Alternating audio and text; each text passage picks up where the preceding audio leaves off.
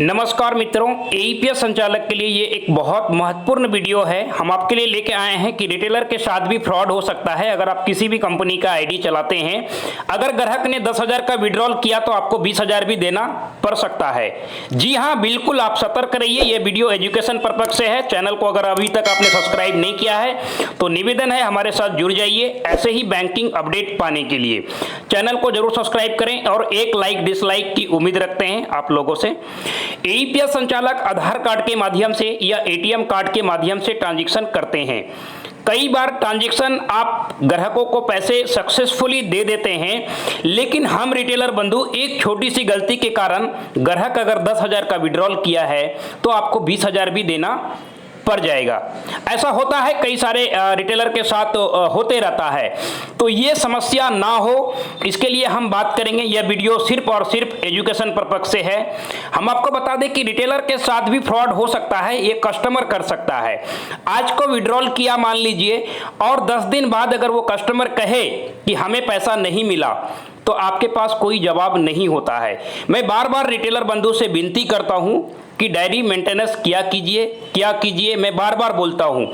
ऐसे ही बहुत सारे रिटेलर के साथ ये समस्या होता है कि ग्राहक ट्रांजैक्शन सक्सेसफुली कर लेते हैं, लेकिन 10 दिन बाद या 15 दिन बाद आपको कहते हैं कि पैसे नहीं निकाले। जैसे ग्राहक मान लीजिए पैसा मिला ही नहीं कहता है, हम 10,000 निकाले थे लेकिन आपने पैसा नहीं दिया बोल के, तो फिर रिटेलर ने नहीं दिया अगर ऐसा बोलता है तो फिर आप क्या कर सकते हैं? आपके पास कोई प्रूव्ड नहीं होता है।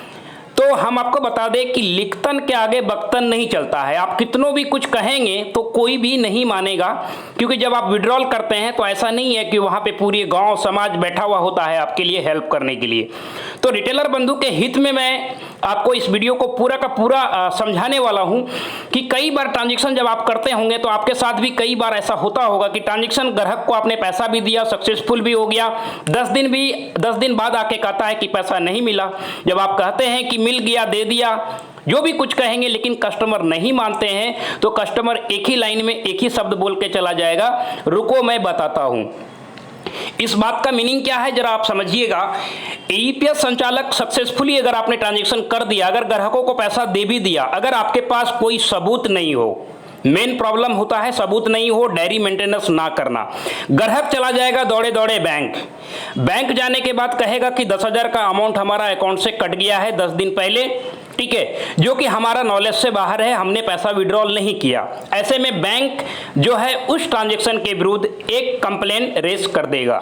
जी हाँ, एक कंप्लेन वहां पे चार्जबैक वो लगा देगा, ऑनलाइन वो बैंक वाले लोग कर देंगे, ठीक है। उस ट्रांजैक्शन के विरुद्ध जब एक चार्जबैक हो जाता है तब समस्या क्या होगा? समस्या ये होगा कि वो ट्रांजैक्शन आपने अगर आधार कार्ड से किया है तो वो डिटेल बैंक जब कंप्लेंट करेगा तो ऑटोमेटिक एनपीसीआई के पास चला जाएगा, क्योंकि आप जानते हैं आधार विड्रॉल सारा सिस्टम एनपीसीआई के थ्रू ही चलता है।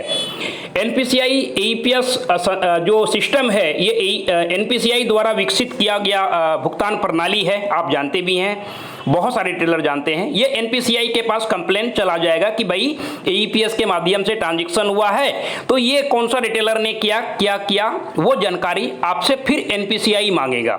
एनपीसीआई के पास अगर जानकारी आप नहीं दे पाते हैं तो आपका वॉलेट से अमाउंट कंपनी डेबिट कर लेगा, जिस भी कंपनी का आप आईडी चलाते हैं XYZ, क्योंकि कंपनी तो अपने पॉकेट से नहीं भरेगा।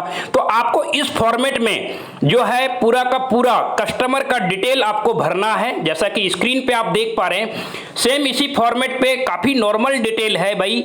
आप चाहें तो 10 रुपया का कॉपी ले लीजिए, रजिस्टर होता है मार्केट में, रजिस्टर भी मिलता है, आप रजिस्टर एक लेके आप डायरी मेंटेनेंस जरूर कीजिए। निवेदन है हमारे रिटेलर बंधु से, अगर आपके पास ये रहता है, अगर आपके पास डायरी मेंटेनेंस रहता है तो फिर कोई प्रॉब्लम नहीं है। उसका कॉपी आप कंपनी को देंगे, कंपनी एनपीसीआई को सबमिट कर देगा, कहानी क्लोज। तब आप रिटेलर बंधु कह सकते हैं झुकेंगे नहीं साला, पुष्पाराज, है ना। लेकिन अगर आपके पास डायरी मेंटेनेंस हो तभी आप ये चीज कर सकते हैं। अगर आपके पास डायरी मेंटेनेंस ना हो तो बिल्कुल भी आपको वो पैसा भरना पड़ेगा। आपका कंपनी वॉलेट से अमाउंट को डेबिट करके एनपीसीआई को दे देगा, एनपीसीआई बैंक को दे देगा और बैंक कस्टमर के खाते में वापस कर देगा। तो ऐसा होता है, इसीलिए निवेदन है रिटेलर से हाथ जोड़ के कि आप डायरी मेंटेनेंस जरूर करें। मैं फॉर्मेट आपको दे दिया हूं, इसी फॉर्मेट में मोटू पतलू वाला 2 रुपया का कॉपी लेके कम से कम उसमें ही आप डायरी मेंटेनेंस करें।